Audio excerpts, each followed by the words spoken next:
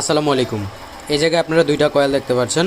এটা হচ্ছে জালি ফ্যানের কয়েল এবং এটা হচ্ছে সিলিং ফ্যানের কয়েল। তো এটা হচ্ছে সিলিং ফ্যান 36 ইঞ্চি যে সিলিং ফ্যানগুলো আছে সেই সিলিং ফ্যানের কয়েল।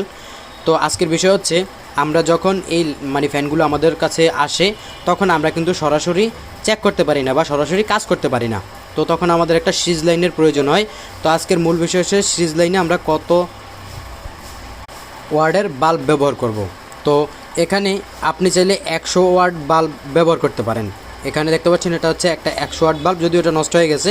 আপনি চাইলে 100 ওয়াট বাল্ব ব্যবহার করতে পারেন।